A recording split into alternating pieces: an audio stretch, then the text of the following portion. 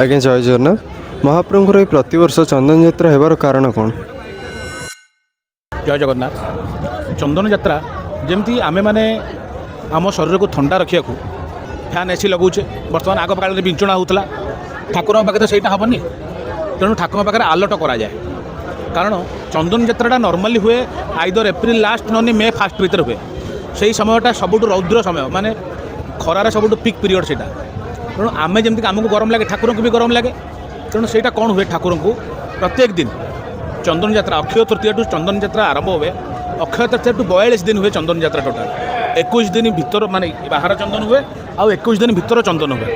ସେହି ଦିନରେ କ'ଣ କରାଯାଏ, ଠାକୁରଙ୍କୁ ଚନ୍ଦନ ଲେପନ କରାଯାଏ, ଆଲଟ ଚାମର ସେବାଟା କରାଯାଏ। ଆଲଟ ଯେଉଁଟା ମେନ୍ ହେଲା ଆଲଟ ସେବାଟା କରାଯାଏ। ଆଉ ତାପରେ ସେଠି 42 ଦିନ ହେବ। ଆଉ ପ୍ରଥମ 21 ଦିନଟା ଠାକୁର ଏଇଠିକି ଆସିବେ, ଏଇଠି ତାଙ୍କର ଚନ୍ଦନ ଖେଳିବେ, ଖେଳି ଏଇ ଜିନିଷଟା ଚନ୍ଦନ ଯାତ୍ରା। ଆଜ୍ଞା ମହାପ୍ରଭୁ ନୀତିକାନ୍ତି ସବୁ କେମିତି ସମ୍ପନ୍ନ ହୋଇଥାଏ ସବୁ?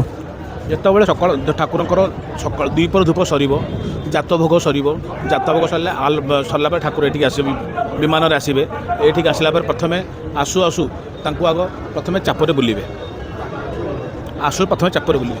ସେହି ସମୟରେ କ'ଣ ହେବ, ଯେମିତିକା ଆମେ କୁଆଡ଼େ ବୁଲିଲେ ଟିକେ ଆମ ପାନ ଫାନ ବିଡ଼ିଆ ଫିଡ଼ିଆ ଖାଉଛୁ, ଗୋଟେ ସ୍ପେଶାଲ୍ ବିଡ଼ିଆ ବି ତାଙ୍କୁ ଦିଆହେବ। ଠାକୁରଙ୍କର ଏହି ସମୟରେ ବିଡ଼ିଆ ଖାଉଥିବେ, ତାଙ୍କୁ ଲକ୍ଷ୍ମୀ ବିଞ୍ଚଣା କରିଥିବେ ପାଦକୁ, ସରସ୍ୱତୀ ବିଞ୍ଚଣା କରିଥିବେ ମୁହଁକୁ, ଦେଇକି ଠାକୁର ଚାପ ଖେଳିବେ। ଚାପ ଖେଳିକି ଆସିଲା ପରେ ଲକ୍ଷ୍ମୀ, ମଦନମୋହନ ମାନେ ଜଗନ୍ନାଥ ଆଉ ସରସ୍ୱତୀ ତିନି ଜଣଙ୍କ ଭିତରେ ଆମର ଗୋଟେ ଛୋଟ ଇଏ କରାଯାଇଛି, ତା ଭିତରେ ସ୍ନାନ କରିବେ। ସ୍ନାନ କରିବାର କେତେ ସମୟ ପରେ ତାଙ୍କୁ କଢ଼ା ଯାଇକରି ପଞ୍ଚାମୃତରେ ସ୍ନାନ କରାଯିବ। ପଞ୍ଚାମୃତରେ ସ୍ନାନ କରି ଠାକୁର ଭେଷ ହେବେ। ଭେଷ ହେଲା ପରେ ଠାକୁର ଏହି 21 ଦିନ କାଳ ଠାକୁରଙ୍କୁ ଗୋଟେ ସ୍ପେଶାଲ୍ ଭୋଗ କରାଯାଏ, ଯେଉଁଟାକି କେଳି ମାଣ୍ଡୁଅ ଭୋଗ କୁହାଯାଏ। ସେହି ଭୋଗଟା ଠାକୁରଙ୍କର ହେବ। ଠାକୁରଙ୍କ ସରିଲା ପରେ ଠାକୁର ଦ୍ୱିତୀୟ ଥର ରାତି ଚାପକୁ ଯିବେ। ରାତି ଚାପରେ ସେମିତି ଏକ୍ଜାକ୍ଟ ସେମ୍ ରିଚୁଆଲ୍ ହେବ। ଭୋଗ ମାନେ ସେ ଠାକୁର ବସିଥିବେ, ତାପରେ ତାଙ୍କୁ ବିଡ଼ିଆ ଗୋଟେ ଖାଉଥିବେ। ଖାଇଲା ପରେ ତାପରେ ଚାପ ସରିଲା ପରେ ଠାକୁର ସ୍ୱଗୃହକୁ ପ୍ରତ୍ୟାବର୍ତ୍ତନ କରିବେ। ଆଉ ଜୟ ଜଗନ୍ନାଥ।